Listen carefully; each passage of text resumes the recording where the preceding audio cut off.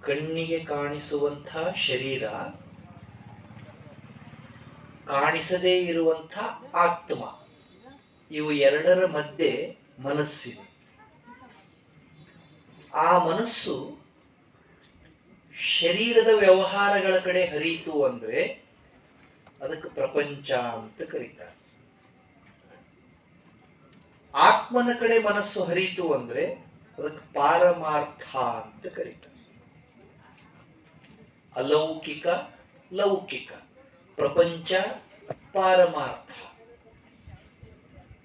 ನಮ್ಮ ಮನಸ್ಸಿಗೆ ಗೊತ್ತಿಲ್ಲ ಶರೀರದ ಕಡೆ ಹರಿಬೇಕೋ ಆತ್ಮನ ಕಡೆ ಹರಿಬೇಕು ಅಂತ ಗೊತ್ತಿಲ್ಲ. ಆ ಮನಸ್ಸಿಗೆ ನಾವು ಕಲಿಸಬೇಕು, ತಿಳಿಸಬೇಕು. ಅದಕ್ಕೆ ಅವಾಗ ಹೇಳಿ ಹೇಳಿ ಹೇಳಿ ತಾಕೀತು ಮಾಡಿ ಮಾಡಿ ಮಾಡಿ ತರಬೇತಿ ಕೊಟ್ಟು ಕೊಟ್ಟು ಕೊಟ್ಟು ಕಲಿಸಿ ಕಲಿಸಿ ಕಲಿಸಿ ಮನಸ್ಸು ಯಾವಾಗ್ಲೂ ಒಳ್ಳೆಯದರ ಬಗ್ಗೆ, ಆತ್ಮನ ಬಗ್ಗೆ, ದೇವನ ಬಗ್ಗೆ, ಧರ್ಮದ ಬಗ್ಗೆ, ಸತ್ಯದ ಬಗ್ಗೆ ಚಿಂತನೆ ಮಾಡುವ ಹಾಗೆ ಅದಕ್ಕೆ ನಾವು ತರಬೇತಿಯನ್ನು ಕೊಡಬೇಕು. ಇಷ್ಟಾದ್ರೂ, ಇಷ್ಟು ಮಾಡಿದ್ರೂ ಮನುಷ್ಯನ ಮನಸ್ಸು ಪೂರ್ಣವಾಗಿ ನಿಶ್ಚಲ ಆಗುವುದಿಲ್ಲ.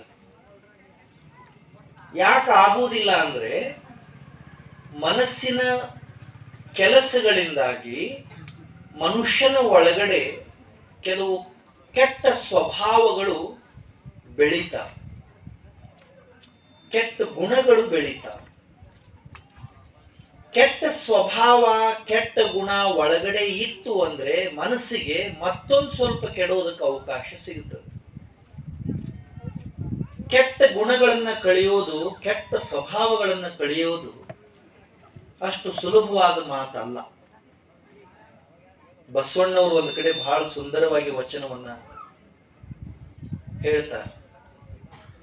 100 ನೋದಿ 100 ಕೇಳಿದರೇನು, ಆಸೆ ಹರಿಯದು ರೋಷ ಬಿಡದು. 100 ನೋದಿ 100 ಕೇಳಿದರೇನು, ಮನುಷ್ಯನ ಮನಸ್ಸಿನ ಒಳಗಡೆ ಇರುವಂಥ ಆಸೆ ಮತ್ತು ರೋಷ ಇವೆರಡು ಸ್ವಭಾವಗಳೇ. ಆದರೆ ಮನುಷ್ಯನಿಗೆ ಬೆಳೆಯೋದಕ್ಕೆ ಸಹಾಯ ಮಾಡುವಂತಹ ಸ್ವಭಾವಗಳಲ್ಲ. ಇವು ಮನುಷ್ಯನ ಜೀವನವನ್ನ ಹಿಂಡುವಂಥ, ಮನುಷ್ಯನಿಗೆ ದುಃಖವನ್ನ ಕೊಡುವಂಥ, ಸಂಕಟವನ್ನ ಕೊಡುವಂಥ ಸ್ವಭಾವಗಳು. ಈ ಸ್ವಭಾವ ಹೋಗೋದೇ ಇಲ್ಲ ಮನುಷ್ಯನ ಒಳಗಡೆ. ಆಸೆ ಮತ್ತು ರೋಷ. ರೋಷ ಅಂದ್ರೆ ಸಿಟ್ಟು, ಕ್ರೋಧ. ಎಷ್ಟು ವರ್ಷಗಳಿಂದ ಮನುಷ್ಯರಾದವರು ಕೇಳಿದ್ದಾರೆ ಹೇಳಿ? ಎಷ್ಟು ವರ್ಷಗಳಿಂದ ಮನುಷ್ಯರಾದವರು ಓದ್ತಿದ್ದಾರೆ, ಬರೀತಿದ್ದಾರೆ, ಪ್ರಾರ್ಥನಾ ಮಾಡ್ತಾ ಇದ್ದಾರೆ, ಎಲ್ಲ ಮಾಡ್ತಿದ್ದಾರೆ. ಆದರೂ ಮನುಷ್ಯನ ಆಸೆ ಮುಗಿದಿಲ್ಲ, ಮನುಷ್ಯನ ಸಿಟ್ಟು ಹೋಗಿಲ್ಲ. ಮನುಷ್ಯನ ಒಳಗಡೆ ಇರುವಂತಹ ಆಸೆ ಮತ್ತು ಸಿಟ್ಟು ಹೋಗುವವರೆಗೆ ಮನುಷ್ಯನಾದವನಿಗೆ ಆನಂದ ಸಿಗೋದಿಲ್ಲ. ಮನುಷ್ಯನ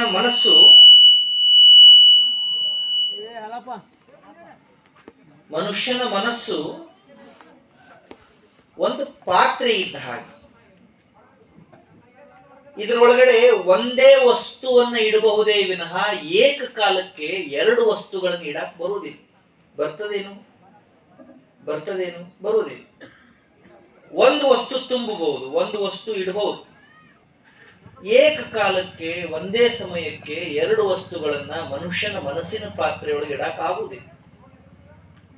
ಒಳಗ ಆಸೆ ತುಂಬಿಕೊಂಡಿತ್ತು, ರೋಷ ತುಂಬಿಕೊಂಡಿತ್ತು ಅಂದ್ರೆ ಪ್ರೀತಿಗೆ ಆಸ್ಪದ ಇರೋದಿಲ್ಲ, ಪ್ರೇಮಕ್ಕೆ ಆಸ್ಪದ ಇರೋದಿಲ್ಲ, ಒಳ್ಳೆಯ ವಿಚಾರಕ್ಕೆ ಆಸ್ಪದ ಇರುವುದಿಲ್ಲ.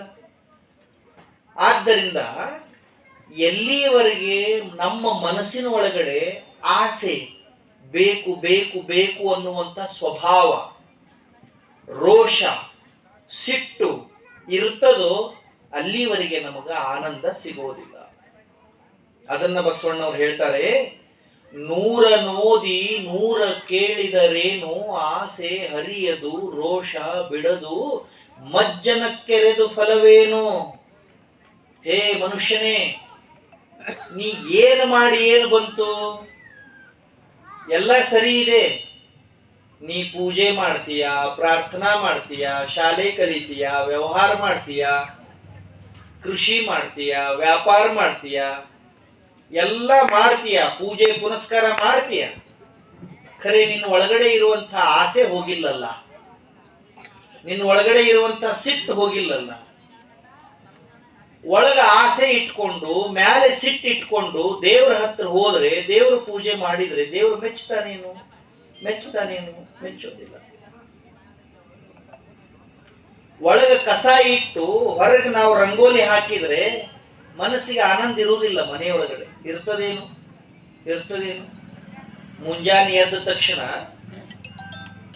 ಅಂಗಳಕ್ಕೆ ನೀರು ಹೊಡೆದ ರಂಗೋಲಿ ಹಾಕಿದೆವು, ಮನಿ ಕಸ ಹೊಡೆದೇ ಇಲ್ಲ.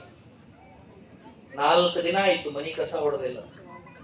ಧೂಳು ಬಿದ್ದದೆ, ಕಸ ಬಿದ್ದದೆ, ಜೇಡ ಕಟ್ಟದೆ, ಮುಸುರಿ ಬಿದ್ದದೆ, ಹೊಲಸು ಬಿದ್ದದೆ. ಹಾಸಿಗೆ ಹೆಂಗಂದ್ರ ಹಂಗ ಬಿದ್ದಾವು, ವಸ್ತು ಹೆಂಗಂದ್ರ ಹಂಗ ಬಿದ್ದಾವು, ಪಾತ್ರೆ ಪಗಡೆ ಹೆಂಗಂದ್ರ ಹಂಗ ಬಿದ್ದಾವು. ಹೊರಗೆ ನಾವು ನೀರು ಹೊಡೆದ ರಂಗೋಲಿ ಹಾಕೀವಿ. ಮನಸ್ಸಿಗೆ ಸಮಾಧಾನ ಇರ್ತದೇನು? ಮನ್ಯಾಗ ಕುಂಡ್ರಂಗ ಆಗ್ತದೇನು? ಯಾರಾದ್ರೂ ಬಂದ್ರೆ ನಿಂತಾರೇನು? ಮನ್ಯಾಗ ನಿಲ್ಲುವುದಿಲ್ಲ. ಹೆಂಗೋ ಹಂಗ ಒಳಗಿರುವಂಥ ಆಸೆ, ಒಳಗಿರುವಂಥ ರೋಷ ಇವು ಕೆಟ್ಟ ಗುಣ. ಇವನು ಒಳಗಿಟ್ಟು ನಾವು ಮೇಲೆ ಸಾರಿಸಿದೆವು ಅಂದ್ರೆ, ಇವನು ಒಳಗಿಟ್ಟು ನಾವು ಹೊರಗೆ ಸ್ವಚ್ಛ ಇದ್ದೆವು ಅಂದ್ರೆ ಉಪಯೋಗ ಮುಟ್ಟೋದಿಲ್ಲ. ಮಜ್ಜನ ಕೆರೆದು ಫಲವೇನು? ನೀ ಏನು ಪೂಜಾ ಏನು ಪುನಸ್ಕಾರ ಮಾಡಿ ಏನ್ ಲಾಭ ಬಂತು? ನಿನ್ನ ಮನಸ್ಸ ಸ್ವಚ್ಛ ಇಲ್ಲ, ನಿನ್ನ ಒಳಗ ಆಸೆ ಬಿಟ್ಟಿಲ್ಲ, ನಿನ್ನ ಒಳಗ ಸಿಟ್ಟು ಕಳ್ಕೊಂಡಿಲ್ಲ. ಎಲ್ಲಿವರೆಗೂ ನೀನು ಆಸೆ ಮತ್ತು ರೋಷ, ನೆನಪಿಟ್ಕೊಳ್ಬೇಕು ಇವೆರಡು ಮನುಷ್ಯನ ಅತಿ ದೊಡ್ಡ ವೈರಿಗಳಿವು, ಮನುಷ್ಯನ ಅತಿ ದೊಡ್ಡ ಶತ್ರುಗಳು. ಯಾವುವು? ಆಸೆ ಮತ್ತು ರೋಷ. ಆಸೆ ಅಂದ್ರೆ ಏನು? ಬೇಕು ಅನ್ನುವಂಥ ಭಾವ, ಹೆಚ್ಚು ಬೇಕು ಅನ್ನುವಂಥ ಅಪೇಕ್ಷೆ, ಬಯಕೆ. ಒಬ್ಬರು ಶರಣರದೊಂದು ವಚನ ಇದೆ, ಮನುಷ್ಯನ ಆಸೆಗೆ ಮಿತಿ ಇಲ್ಲ, ಮನುಷ್ಯನ ಆಸೆಗೆ ಎಂಡಿಲ್ಲ, ಕೊನೆ ಇಲ್ಲ. ಒಂದು ಬೇಡ್ತಾನ, ಅದು ಸಿಕ್ತು ಅಂದ್ರೆ ಮತ್ತೊಂದು ಬೇಡ್ತಾನ. ಒಂದು ಬೇಡ್ತಾನೆ, ಅದು ಸಿಕ್ತು ಅಂದ್ರೆ ಮತ್ತೊಂದು ಬೇಡ್ತಾನೆ. ಬೇಡುವುದೇ ಮುಗಿಯುವುದಿಲ್ಲ. ಎಷ್ಟು ಚಂದ ವಚನ ಬರೀತಾರೆ ನೋಡಿ ಅವರು. ಬಡತನಕ್ಕೆ ಉಂಬುವ ಚಿಂತೆ, ಉಂಡರೆ ಉಡುವ ಚಿಂತೆ, ಉಡಲಾದರೆ ಹೆಂಡಿರ ಚಿಂತೆ, ಹೆಂಡಿರಾದರೆ ಮಕ್ಕಳ ಚಿಂತೆ, ಮಕ್ಕಳಾದರೆ ಬದುಕಿನ ಚಿಂತೆ, ಬದುಕಾದರೆ ಕೇಡಿನ ಚಿಂತೆ, ಕೇಡಾದರೆ ಮರಣದ ಚಿಂತೆ. It never ends. ಇದು ಮುಗಿಯೋಂಗೇ ಇಲ್ಲ. ತಾಯಿ ಗರ್ಭ ಸೀಳಿಕೊಂಡು ಹೊರಗೆ ಬಂದ ಮೇಲೆ ಭೂಮಿ ತಾಯಿ ಗರ್ಭ ಸೀಳಿಕೊಂಡು ಒಳಗೆ ಹೋಗುವವರೆಗೂ ಮನುಷ್ಯನ ಆಸೆಗಳಿಗೆ ಮಿತಿನೇ ಇಲ್ಲ. ಇದು ಬೇಕು, ಅದು ಬೇಕು, ಇದು ಬೇಕು, ಮುಗಿಯೋದೇ. ಮನಿ ಇಲ್ಲ ಅಂದ್ರೆ ಏನ್ ಕೇಳ್ತಾರ? ನಮಗ್ ನಿಲ್ಲಾಕ ಒಂದ್ ಮನಿ ಆದ್ರೆ ಸಾಕು.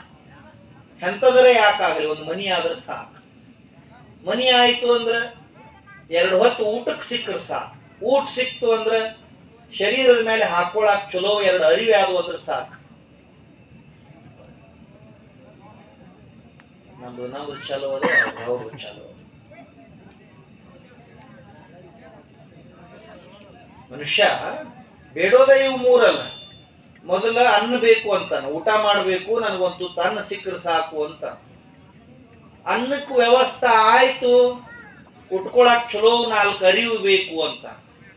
ಅನ್ನ ಆತು, ಅರಿವೆ ಆಯ್ತು, ಆಶ್ರಯ ಬೇಕು ಅಂತಾನ, ನಿಲ್ಲಾಕ ಒಂದು ಮನಿ ಬೇಕು ಅಂತ.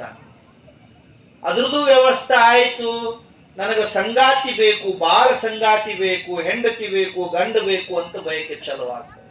ಮಕ್ಕಳು ಬೇಕು, ಮಕ್ಕಳ ಜೀವನ, ಮಕ್ಕಳನ್ನು ಕಲಿಸಬೇಕು, ಮಕ್ಕಳಿಗೆ ಬೆಳೆಸಬೇಕು, ಮಕ್ಕಳಿಗೆ ಓದಿಸಬೇಕು, ಮಕ್ಕಳನ್ನ ವ್ಯವಸ್ಥೆ ಮಾಡಬೇಕು. ಎಷ್ಟು ಚಂದ ಬರೀತಾರ ಅವ್ರ ಶರಣರು. ಮಕ್ಕಳಾದರೆ ಬದುಕಿನ ಚಿಂತೆ. ನೋಡ್ರಿ ನೀವು, ತಂದೆ ತಾಯಿ ತಲೆಯೊಳಗಡೆ ಮಕ್ಕಳಿಗೆ ಕಲ್ಯಾಣ ಆಗಬೇಕು ಅನ್ನೋ ವಿಚಾರ ಬಿಟ್ರೆ ಬೇರೆ ಏನೂ ವಿಚಾರ ಇರೋದಿಲ್ಲ. ಎಲ್ಲ ಅಪ್ಪ ಅವ್ವ ಗುಡಿಗೆ ಹೋಗಿ ಏನ್ ಬೇಡ್ಕೋತಾರೆ? ನನ್ನ ಗಟ್ಟಿಡುವಂತ ಬೇಡ್ಕೊಳ್ಳೋದಿಲ್ಲ. ಅಪ್ಪ ಅವ್ವ ನನ್ನ ಮಕ್ಕಳಿಗೆ ಚಲೋ ಮಾಡಂತ ಬೇಡ್ಕೊಳ್ತಾರೆ. ನನ್ನ ಮಗ್ ಚಲೋ ಮಾಡು, ಮಗಳಿಗೆ ಚಲೋ ಮಾಡು, ಮಗಂದೆಲ್ಲ ವ್ಯವಹಾರ ಚಲೋ ಆಗಬೇಕು, ಮಗಳಿಗೆಲ್ಲ ಜೀವನ ಇಂಥ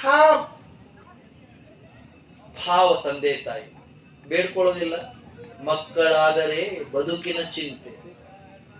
4 ಮಂದಿ ಚಲೋ ಜನ ನೋಡಿದ್ರೆ ನನ್ನ ಮಗ ಚಲೋ ಆಗಬೇಕು, ನನ್ನ ಮಗಳು ಚಲೋ ಆಗಬೇಕು ಅಂತನ ಅಪ್ಪ ಅವ್ವ ಬಯಸ್ತಾರೆ ವಿನಃ ಬೇರೆ ಏನೂ ಅಪೇಕ್ಷೆ ಮಾಡಬೇಕು. ಹಿಂಗ ಮನುಷ್ಯನಾದವನಿಗೆ ಬೇಕು ಬೇಕು ಅನ್ನುವ ಭಾವ, ಬಯಕೆ, ಅಪೇಕ್ಷೆ, ವಾಂಛೆ, ಇಚ್ಛೆ ಮುಗಿಯೋದೇ ಇಲ್ಲ.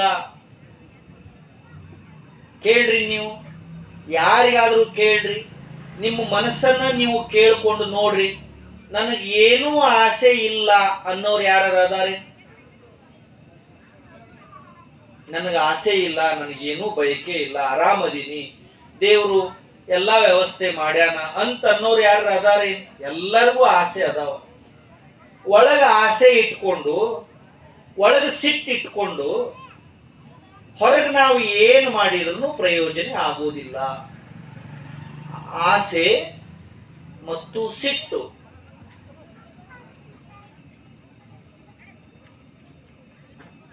ನಾ ಒಂದೆರಡು ಮಾತು ಹೇಳ್ತೇನೆ, ಕೇಳಿಸ್ಕೊಳ್ರಿ, ಬೇಜಾರು ಮಾಡ್ಕೋಬೇಡ್ರಿ. ನಿಮಗ ಇನ್ನೂ ಇದರದ ಕಿಮ್ಮತ್ತು ತಿಳಿಯುವಂತ. ಎಷ್ಟು ಮಾತಾಡ್ತೀರಿ, ಎಷ್ಟು ತಾವನಗ್ತಾರ, ಇದು ಅಭಾಸ ಏನ್ರಿ ಗವಾಯಿಗಳು ಪಾಪ. ಸಾಮಾನ್ಯ ಜನ ನೀವು ಹಳ್ಳಿಯವ್ರು ಇರ್ಬೇಕು ಅಥವಾ ಕಲೀಲಾರ್ದವ್ರು ಇರ್ಬೇಕು ಅಂದ್ರೆ ಬೇರೆ, ಎಲ್ಲ ಗೊತ್ತಿದ್ದವ್ರಲ್ಲ ನೀವು. ಕೂಡಪ್ಪ ತಮ್ಮ, ಕೂಡು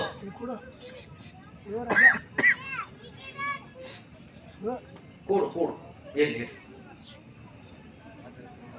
ಏನ್ರಪ್ಪ ನೋಡ್ರವ ಹೆಣ್ಮಕ್ಳು, ಇದನ್ನ ನೀವು ರೂಢಿ ಮಾಡ್ಕೋಬೇಕು. ಸುಮ್ಮನೆ ಕುಂಡ್ರೋದು ರೂಢಿ ಮಾಡ್ಕೋಬೇಕು. ನಾವು ದಂಡಿಗೊಮ್ಮೆ ಸುಮ್ಮನೆ ಕುಂಡ್ರೋದಿವಿ, ಅವಾಗ ಸುಮ್ಮನೆ ಕೂತ್ರೆ ಏನೂ ಉಪಯೋಗ ಇಲ್ಲ. ನಮ್ಮನ್ನೊಮ್ಮೆ ಸುಮ್ಮನೆ ಕುಂಡ್ರಿಸ್ತಾರೆ ಗೊತ್ತದೇ, ಅವಾಗ ನಾವು ಮಾತಾಡೋದೇ ಇಲ್ಲ, ನಾವು ಸುಮ್ಮನೆ ಕೂತಿರ್ತೀವಿ.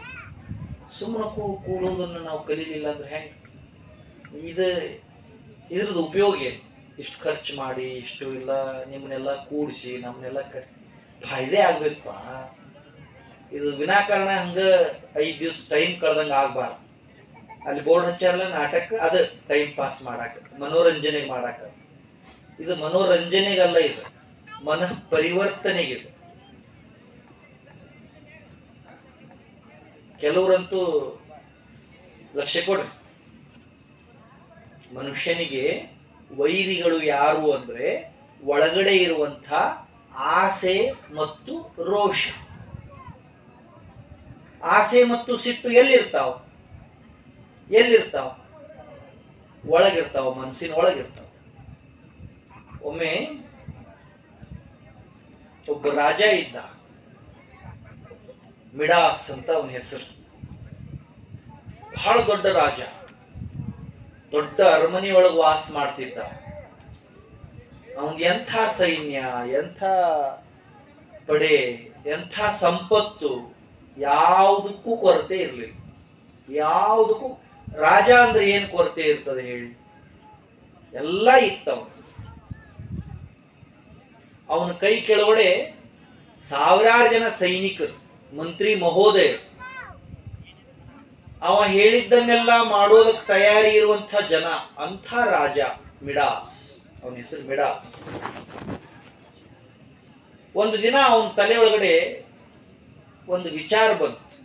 ಏನು ವಿಚಾರ ಅಂದ್ರೆ, ನನ್ನ ಹತ್ರ ಇರೋ ಸಂಪತ್ತು ಇನ್ನೂ ಹೆಚ್ಚಾಗಬೇಕು. ಈಗ ನನ್ನ ಹತ್ರ ಏನು ಸಂಪತ್ತದೆ ಅದೇನು ಕಡಿಮೆ ಇಲ್ಲ, ಇಡೀ ರಾಜ್ಯಕ್ಕಾಗಿ ಉಳಿಯುವಷ್ಟದೇ, ಆದ್ರೂ ಇನ್ನೊಂದು ಸ್ವಲ್ಪ ಹೆಚ್ಚಾಗ್ಬೇಕು. ಹಿಂಗ ಅವನ ತಲೆಯಾಗ ಆಸೆ ಬರ್ತದೆ. ಎಲ್ಲರಿಗೂ ಆಸೆ ಬರ್ತದ, ಎಲ್ಲರಿಗೂ ಇನ್ನೊಂದು ಸ್ವಲ್ಪ ಹೆಚ್ಚಬೇಕು, ಇನ್ನೊಂದು ಸ್ವಲ್ಪ ಹೆಚ್ಚಬೇಕಂತ ಆಸೆ ಬರ್ತದ. ಹಂಗ ಅವನ ತಲೆಗೂ ಬಂತು.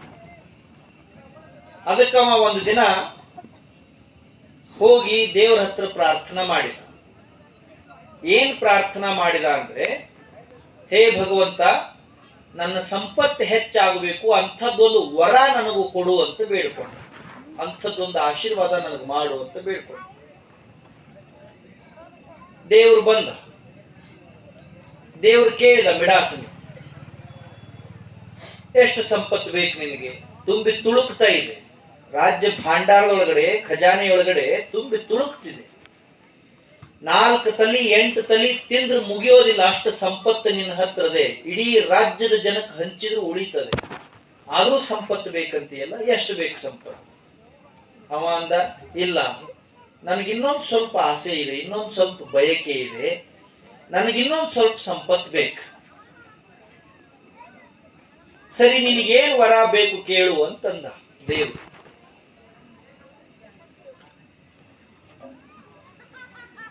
ಎಷ್ಟನೇ ಹೋಗ್ತೀವ ನೀನು?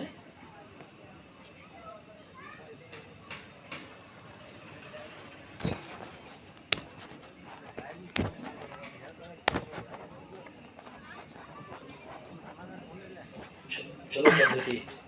4 ದಿನ ಆಯ್ತು ನೋಡ್ತೀನಿ ತಂಗಿ ನಿನ್ನ. ನೀನು ನಗಿಸ್ತಿ, ಬಾಜುದವ್ರು ನಗಿಸ್ತಿ, ಆಟ ಆಡ್ಕೋತ ಕೂಡ್ತಾ. ಹಿಂಗ ಮಂದ್ಯಾಗ ಬಂದಾಗ ಮನಿ ಬಗ್ಗೆ ವಿಚಾರ ಮಾಡ್ಬೇಕು, ಅವನ ಬಗ್ಗೆ, ಅಪ್ಪನ ಬಗ್ಗೆ. ಹೆಂಗವಾ ಹಿಂಗಾದ್ರೆ? ನಿಮ್ಮ ಸಲುವಾಗಿ ಹೇಳಕತ್ತೇನೆ. 4 ದಿವಸ ಇವ್ರು ಇಷ್ಟು ವಯಸ್ಸಾಗೈತಿ, ಇವ್ರು ಸುಮ್ಮ ಕೂತಾರ, ಹಿರಿಯರು ಸುಮ್ಮ ಕೂತಾರ, ನೀವ 4 ಜನ. ನಾ ಯಾರು ಹೇಳಕತ್ತೇನೆ ಅಂತ ಗೊತ್ತಾಗೈತಿ. ಸುಮ್ಮನೆ ವಿನಾಕಾರಣ ನಗೋದು. ಮೊದಲು ಇಲ್ಲಿ ಕೂತ್ರಿ, 2 ನಿಮಿಷ ಅಲ್ಲಿ ಕೂತ್ರಿ, ಇಲ್ಲಿ ಕೂತ್ರಿ. ಏನ್ ಕಲಿತೀರಿ? ಕಲಿಯೋದಂದ್ರೆ ಏನು? ಮತ್ ಹಿಂಗ ಪದೇ ಪದೇ ಹೇಳಿ ಹೇಳಿ ನನಗರ ಪ್ರವಚನ ಹೇಳಕ್ ಮನಸ್ಸು ಹೆಂಗ್ ಬರೋದು?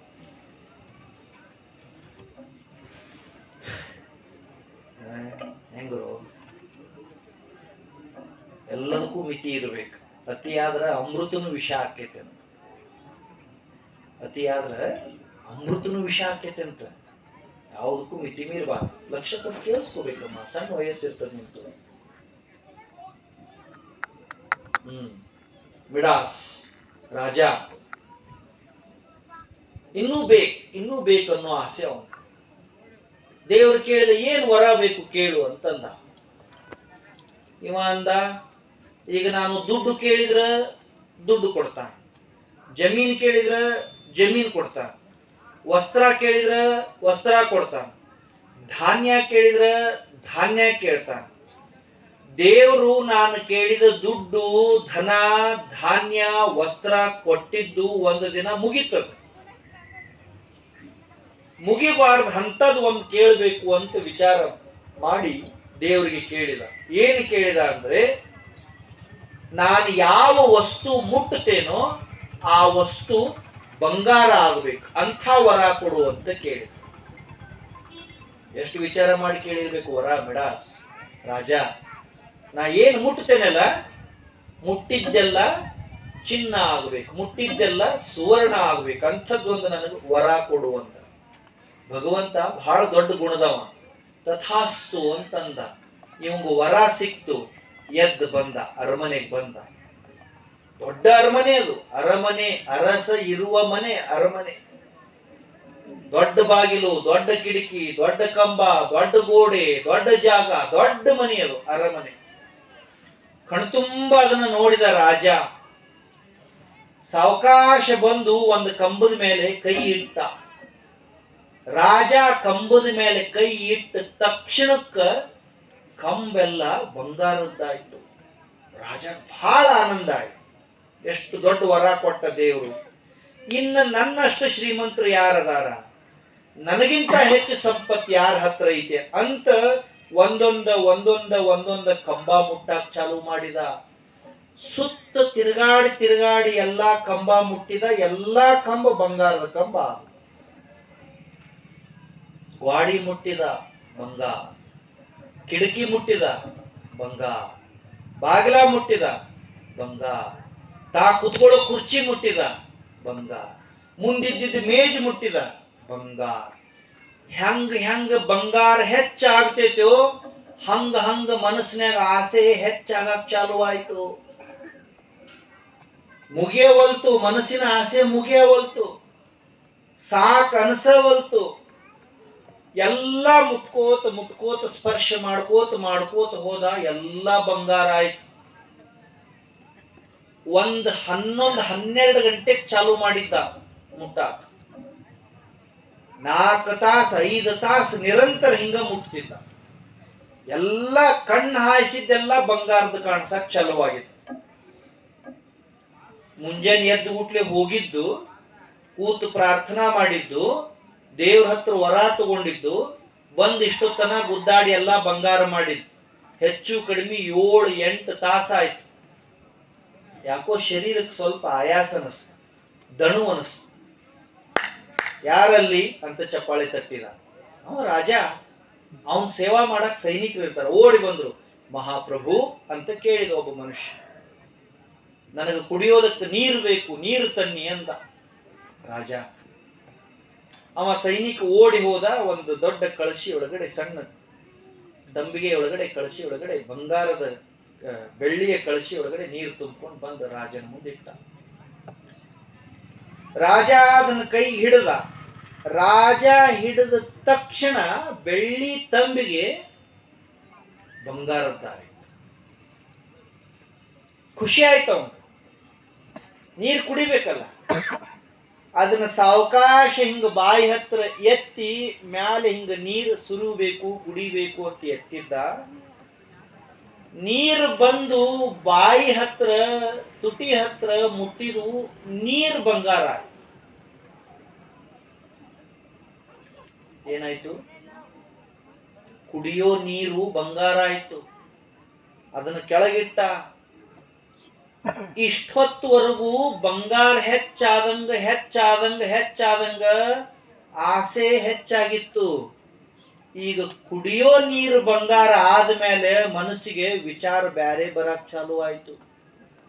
ಕುಡಿಯೋದರ ಏನು? ಮತ್ ಹೊಡೆದ. ಯಾರಲ್ಲಿ? ಮತ್ತೊಬ್ಬ ಓಡಿ ಬಂದ, ಬೇರೆ ನೀರು ತಗೊಂಬ. ಅವ ಯಾವ ನೀರು ತಂದು ಇಟ್ರು ಇವ ಮುಟ್ಟಿದ ತಕ್ಷಣ ಅದು ಬಂಗಾರ ಆಯ್ತು. ಹಸುವಾಯ್ತು, ತಿನ್ನೋದಕ್ಕೆ ಹಣ್ಣು ಕೊಟ್ರು, ಹಣ್ಣು ಮುಟ್ಟಿದ, ಅದು ಬಂಗಾರ ಆಯ್ತು. ಅನ್ನ ಮುಟ್ಟಿದ, ಅದು ಬಂಗಾರ ಆಯ್ತು. ತಿನ್ಬೇಕಂತ ಯಾವ್ಯಾವ್ದ್ರ ಮೇಲೆ ಕೈ ಇಡ್ತಾನೋ ಅದೆಲ್ಲ ಬಂಗಾರ ಆಗಕ್ ಚಾಲು ಆಯ್ತು.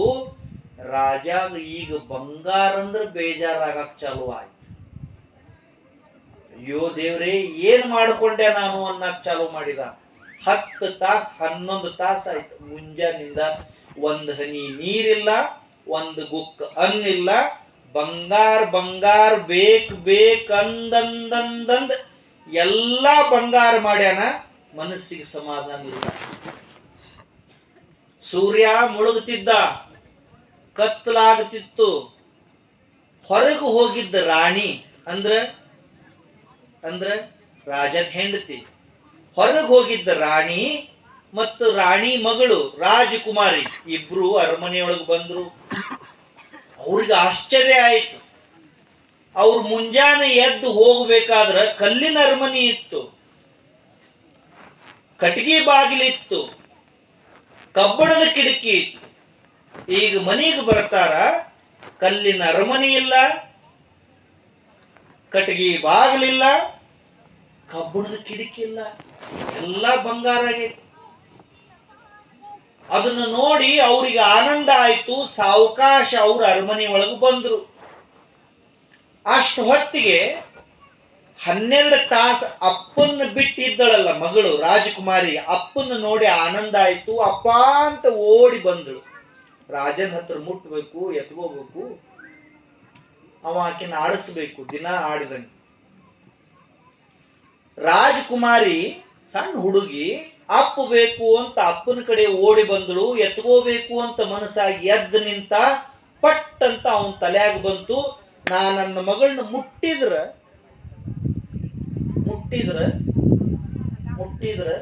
ಬಂಗಾರ. ನಮಗ ಬಂಗಾರದ ಮಗಳು ಬೇಕೋ ಬಂಗಾರದಂಥ ಮಗಳು ಬೇಕು? ಜಗತ್ತು ಯಾವಾಗ್ಲೂ ಬಂಗಾರದಂಥ ಮಗ ಇರ್ಬೇಕಂತ ಬೇಡ್ಕೋತದೆ, ಬಂಗಾರದಂಥ ಮಗ ಇರ್ಬೇಕಂತ ಬೇಡ್ಕೋತದೆ. ಬಂಗಾರದ ಮಗನ್ ತಗೊಂಡು ಏನ್ ಮಾಡೋದು? ಬಂಗಾರದ ಮಗಳನ್ನ ತಗೊಂಡು ಏನ್ ಮಾಡೋದು? ಇನ್ನ ಮಗಳು ಬಂದು ನನ್ನ ಹಿಡ್ಕೊಂಡ್ರ ಮಗಳು ಬಂಗಾರ ಆಗ್ತಾಳಂತ ತಿಳ್ಕೊಂಡು ರಾಜ ಎದ್ದು ಓಡಾಕ್ ಚಾಲು ಮಾಡಿದ. ರಾಜ ಮುಂದೆ ಓಡ್ತಿದ್ದ, ರಾಜನ ಹಿಂದ ರಾಜಕುಮಾರಿ ಓಡ್ತಿದ್ಳು. ಇವ್ರು ಯಾಕೆ ಓಡಿದ್ರು, ಈಕೆ ಯಾಕೆ ಓಡಿದ್ರು ಅಂತ ತಿಳ್ಕೊಂಡು ರಾಣಿ ಓಡಾಕ್ ಚಾಲು ಮಾಡಿದ.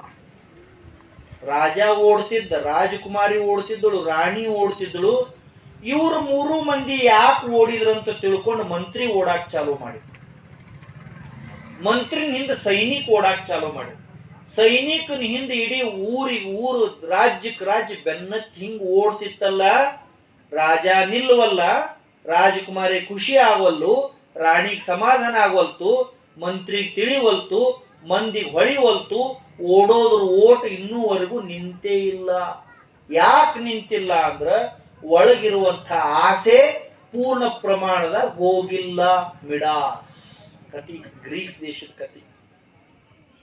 ಹೇಳ್ರಿ, ನಮಗಿದೆಲ್ಲ ಗೊತ್ತಿಲ್ಲ. ಏನು ಹಿಂದಿದ್ದವರು ರಾಜಗಳು, ರಾಣಿಗಳು, ಮಹಾರಾಜರು ಬೇಕಂತ ಹೇಳಿ ಆಸೆ ಪಟ್ಟು ಜೀವನ ಹಾಳು ಮಾಡ್ಕೊಂಡಾರ ಅನ್ನೋದು ಗೊತ್ತಿಲ್ಲ. ನಮ್ಗೆ ಗೊತ್ತದೆ, ಆದ್ರೂ ನಾವು ಬೇಕನ್ನೋದನ್ನ ಬಿಡೋದಿಲ್ಲ.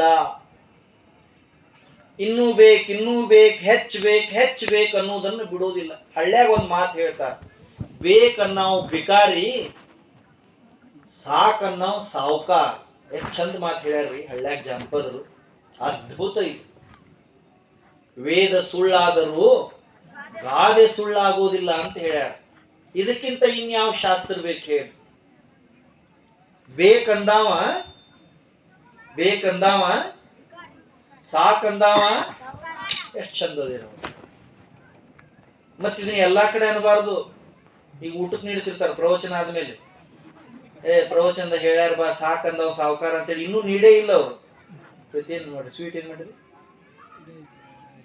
ಸಿರಾ ಇನ್ನೂ ನೀಡೇ ಇಲ್ಲ ಅವ್ರು. ಇನ್ನೂ ಬಕೆಟ್ ಹಿಡ್ಕೊಂಡಾರ, ಸತಾರ ಹಿಡ್ಕೊಂಡ್ರ, ಚಮಚ. ಸಾಕ್ ಅನ್ಬೇಡ್ರಿ, ಹೋಗು ಶಾಣೆ ಇದೆ ಅಂತಾರ ಅವ್ರು. ಅದು ಬೇರೆ ಇದು ಬೇರೆ.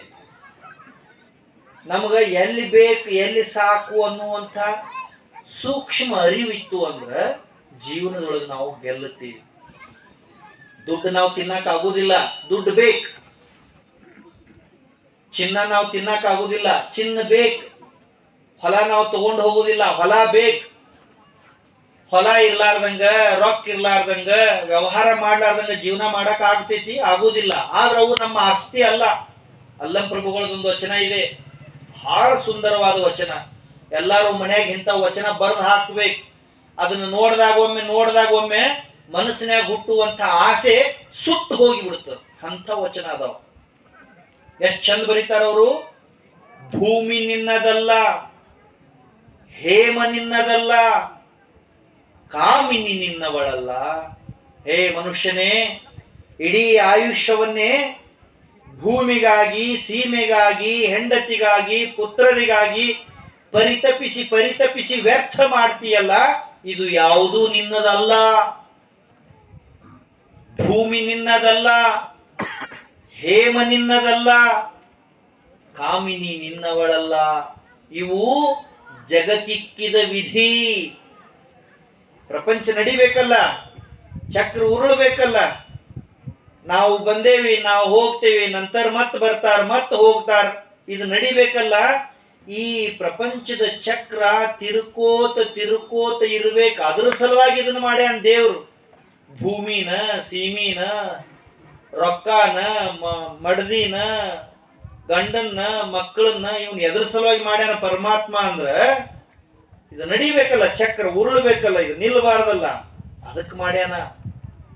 ಇದು ನಂದು ಅಂತ ನಾವು ಇದಕ್ಕೆ ಭಾಳ ಹಚ್ಕೊಂಡಿವಿ, ಭಾಳ ತಲೆಯಾಗ ತಗೊಂಡಿವಿ ಅಂದ್ರ ಸಂಕಟ ಆಗ್ತೈತಿ. ಹೇಳ್ರಿ, ನನ್ನ ಹೊಲ ಇದೇನೈತಲ್ಲ, ಇದೆಲ್ಲ ಡಾಗ್, ಒಂದ ಸರ್ವೆ, ಒಂದ ಹಿಸ್ಸಾ ನಂದ ಅಂತಾರಲ್ಲ.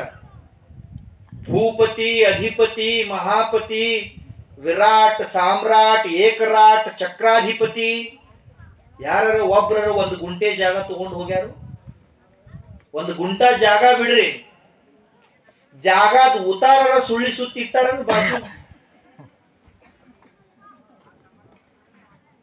ಏನ್ರಿವಾ ವಿಚಾರ ಮಾಡಿ. ಮನುಷ್ಯ ನಂದ್ ನಂದ್ ನಂದಂತ ಎಷ್ಟು ಬಡದಾಡ್ತಾನ. ಒಂದು ಗೇಣ ಜಾಗದ ಸಲುವಾಗಿ, ಒಂದು ಮಳ ಹೊಲದಾಗ ಮ್ಯಾರಿ ಸಲುವಾಗಿ ತಲಿ ಕಡಿತಾರ, ಜೈಲು ಸೇರ್ತಾರ, ಆಯುಷ್ಯ ಪೂರ್ತಿ ಜಗಳಾಡ್ತಾರ. ಭೂಮಿ ಅಂತೈತಿ ಹುಚ್ಚ, ನಿಮ್ಮ ಅಜ್ಜು ಹಿಂಗ ಬಡದಾಡಿದ, ನಿಮ್ಮ ಅಪ್ಪು ಹಿಂಗ ಬಡದಾಡ, ಅವ್ರಿಬ್ರು ಬಡದಾಡಿ ನನ್ನ ಒಳಗ ಬಂದು ಕೂತಾರ, ಮತ್ತ ನೀನು ಬಡದಾಡ್ತಿ. ನೀ ಏನ್ ಹಂಗ ಹೋಗವದಿ? ಏನ್ ಭೂಮಿ ನಿನ್ನದಲ್ಲ. ಜಗತ್ತು ನಡಿಬೇಕು, ವ್ಯವಹಾರ ನಡಿಬೇಕು, ಹೊಟ್ಟೆ ತುಂಬಬೇಕು. ಅದಕ್ಕೆ ಅದ್ರ ಸಲುವಾಗಿ ಅದ್ರ ಕೂಡ ಗೆಳತನ ಮಾಡ್ಬೇಕು, ಭೂಮಿ ಜೊತೆ ಗೆಳತನ ಮಾಡ್ಬೇಕು, ಅದನ್ನ ಹಚ್ಕೋಬೇಕು. ಭೂಮಿ ತಾಯಿ ಮಡಲಿನ ಮೇಲೆ ನಮ್ಮ ಬೆವ್ರ ಹನಿ ಬೀಳ್ಬೇಕು. ನಮ್ಮ ಬೆವ್ರ ಹನಿ ಬಿತ್ತು ಅಂದ್ರ ಭೂಮಿ ತಾಯಿ ನಮ್ಮ ಹೊಟ್ಟೆ ತುಂಬುತ್ತಾಳ, ಸಾಕ್. ಅಷ್ಟ ಹಚ್ಕೋಬೇಕು ಅದನ್ನ. ನೀವು ಅದನ್ನ ಗೆವ್ರಿ ಹೊಟ್ಟೆ ಕಟ್ಕೊಳಕ್ ಹೋಗ್ತಾನ ಮನುಷ್ಯ. ಆಹಾ, ಭೂಮಿ ನಿನ್ನದಲ್ಲ, ಹೇಮ ನಿನ್ನದಲ್ಲ. ಸಂಪತ್ ಹೇಮ ಅಂದ್ರೆ ಬಂಗಾರ. ಈಗನ್ನಲ್ಲ ರಾಜ ಪಾದ ಮಿಡಾಸ್. ಇಲ್ಲಿ ತಮಿಳ್ನಾಡಿನಾಗ ಒಬ್ರು ಮುಖ್ಯಮಂತ್ರಿ ಇದ್ರು, ಜಯಲಲಿತಾ ಅಂತ. ಕೇಳಿರೇನು? ಜಯಲಲಿತಾ ತೀರ್ಕೊಂಡ್ರು. ಅವ್ರಿಗೆ ಒಂದ್ 4-6 ವರ್ಷದ ಹಿಂದೆ ತೀರ್ಕೊಂಡ್ರು. ರಾಜಕೀಯದಾಗ ಪ್ರಪಂಚದಾಗ ಅಂತ ಹೆಣ್ಮಗಳು ಇನ್ನೊಬ್ರು ಬರುವುದಿಲ್ಲ. ಅದ್ರ ಜೀವನದಾಗ ಹೆಣ್ಮಗಳು ಬಹಳ ಸೋತಳು. ಯಾಕೆ ಸೋತಳು ಅಂದ್ರ ಏನು ಕೂಡಿ ಇಡಬೇಕಿತ್ತು ಅದನ್ನ ಆಕಿ ಕೂಡಿ ಇಡಲಿಲ್ಲ. ಆಕಿ ಹತ್ರ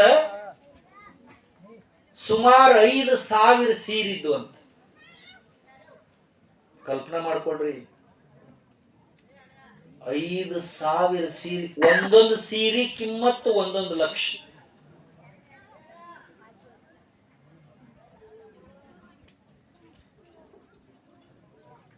ಒಂದು ಟನ್ ಬೆಳ್ಳಿ ಆಕಿದು ಆಸ್ತಿ. ಆಕಿ ತೀರ್ಕೊಂಡ್ಮೇಲೆ ಪೇಪರಿಗೆ ಬಂದಿತ್ತು. 1 ಟನ್, ತೊಲಿ ಅಲ್ಲ, ಕೆಜಿ ಅಲ್ಲ, ಟನ್. 100 ಕೆಜಿ ಬಂಗಾರ. ಆಕಿದಷ್ಟ ಐತಿ ಇರುವಲ್ ತಕ್ ಬಿಡ್ರಿ. ನಮ್ಮ 1 ತೊಲಿ 2 ತೊಲಿ ಅದಾವಂತ ಇಟ್ಕೊಳ್ಳೋಣ. ನಾವು ಹೋಗುವಾಗ ನಮ್ಮ ಜೊತೆಗೆ ಇಡ್ತಾರೋ 1 ತೊಲಿ, 1 ಉಂಗುರ, ಏನಂತೀರಿ ಕೈ ಹಾಕೋದಕ್ಕ, ಬೆರಳಾಗ ಉಂಗುರ ಅವು ಇರ್ತಾವಲ್ಲ. ಹೋದ್ಗುಟ್ಲೆ ತೆಗಿಯಂಗಿಲ್ಲ ಅವನ್ನ. ಹೋದ್ಗುಟ್ಲೆ ಅಂದ್ರೆ ಮನಿಗೆ ಹೋಗೋದಲ್ಲ. ಹೋದ್ಗುಟ್ಲೆ ಪಟಕನ ಬಿಚ್ಚೋದಲ್ಲ. ಯಾಕ? ಪಾವಣೀರ್ ಬಂದಿರ್ತಾರ, ಬಿಚ್ಚಾಕ್ ನಡೆಯಂಗಿಲ್ಲ ಅಂದ್ರೆ ಅಲ್ಲಿ ಕರ್ಕೊಂಡು ಹೋಗ್ತಾರ. ಎಲ್ಲಿ? ಖರೆ ಮನಿಗೆ. ನಮ್ದೊಂದು ಮನಿ ಐತಿ, ನಿಮ್ಗೆ ಗೊತ್ತೈತಿ? 10, 3, 6. ಅಲ್ಲಿ ಏನು ಕಿಡಿಕಿ ಇಲ್ಲ, AC ಇಲ್ಲ, TV ಇಲ್ಲ, ಏನು ಇಲ್ಲ. ಅಲ್ಲಿ ನಾವು ಇಲ್ಲೆಲ್ಲ ಬಡದಾಡ್ತೀವಿ. ಅಲ್ಲಿ ಕರ್ಕೊಂಡು ಕುಂಡ್ರಿಸ್ತಾರ ಒಳಗ್. ಅಲ್ಲಿ ಒಮ್ಮೆ ನಮ್ಮ ಕಾಲು ಮಡಚೋದಿಲ್ಲ, ಕೈ ಮಡಚೋದಿಲ್ಲ. ಒಂದು ಊರಾಗ 4 ಮಂದಿ ಹಿರಿಯರು ಇರ್ತಾರ, ಅವ್ರು ಕೈ ಕಾಲು ಮಡಚೋ ಸಲುವಾಗೇ ಇರ್ತಾರ ಅವ್ರು. ನಾನು 4-5 ಊರಿಗೆ ಹೋದಾಗ ನೋಡಿ, ಬಹಳ ಎಕ್ಸ್ಪರ್ಟ್ ಇರ್ತಾರ. ಇಲ್ಲಿ ಯಾರು ಊರಾಗ ಮ್ಯಾಲ ಮೆರೆದಿರ್ತಾರಲ್ಲ ನಾನಾ ಅನ್ನೋರು, ಅವ್ರದೆಲ್ಲ ಅಲ್ಲಿ ಕೈ ಕಾಲು ಮುರಿದು ಕುಂಡ್ರಿಸ್ತಾರ. ನೋಡಿರಿ, ಮ್ಯಾಲೆ ಒಂದು ಹಿಂಗ ಅರಿವಿ ಹಿಡಿತಾರ, ಉಪ್ಪು ಸುರುತ್ತಾರ, ಏನೇನೋ ಹಾಕ್ತಾರ, ಪೂಜಾ ಮಾಡ್ತಾರ, ಬಾಯಾಗ ನೀರು ಹಾಕ್ತಾರ. ಮ್ಯಾಲ ಒಬ್ಬ ಇರ್ತಾನ, ಮಗ ಕಿವ ಸೊಸಿ ಯಾರೋ ಒಬ್ರು ಇರ್ತಾರ. ಅವ್ರು ಹೇಳ್ತಾರ, ಕೈಯಾಗ ಒಂದ ಅದು ಒಂದು ತಕ್ಕರೆ ಅಂತಿರ್ತಾರ. ಅವ್ರ ಮ್ಯಾಲೆ ಕೂತ ಅಳ್ಕೋತ. ಇವ್ರೇನ್ ಕೆಳಗಿರ್ತಾರಲ್ಲ, ಇವ್ರು ಅದನ್ನ ಹಿಡಿದು ಜಗ್ತಾರ. ಅದನ್ನ ಬರುಲ್ಲ. ಯಾಕ? ಒಂದ್ 4-6 ತಾಸು ಆಗಿರ್ತೈತಲ್ಲ, ಕಣ್ಣು ಮುಚ್ಚಿ ಬಾವು ಬಂದು ಕೈ ಬಾತಿರ್ತೈತಿ, ಉಂಗುರು ಬರುಲ್ಲ. ಅವರು ಒಳಗ್ ನಿಂತು ಕೈ ಮಾಡ್ತಾರ. ಏನಂತ? ಬರುವಲ್ತು ಅಂತಾರ. ಇವ್ರೇನ್ ಅಳತಿರ್ತಾರಲ್ಲ, ಹೋಗ್ಲಿ ಬಿಡಂತಾರ. ಯಾರ್ದಾರ ಹತ್ರ ಅಡ್ಕೋತೈತೆ ನೋಡ್ರಿ ಅಂತಾರೆ. ಎದಕ್ಕೆ ಹೇಳ್ರಿ? ಉಂಗ್ರ ತೆಗ್ಯಾಕ. ಇವ್ರು ಅಡ್ಕೋತ್ ಕೊಡ್ತಾರ. ಅಡ್ಕೋತ್ ಒಳಗ್ ಕೊಡೋದ್ರಾಗ ಮ್ಯಾಲ ನಿಂತು ಮತ್ತೆ ಹೇಳ್ತಾರೆ ಇವ್ರು, ಉಂಗ್ರ ಕತ್ತರಿಸ್ಬೇಡ್ರಿ.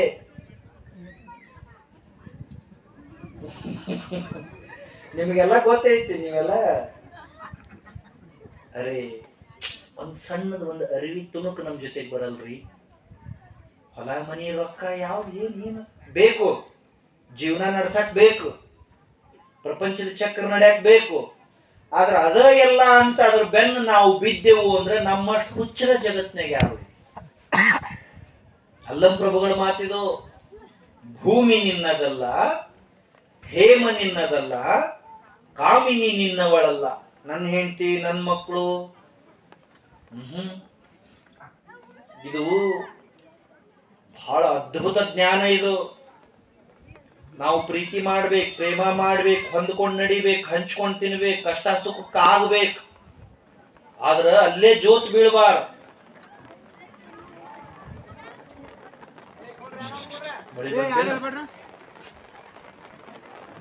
ಬಯಸ್ಕೋತಾರಲ್ಲ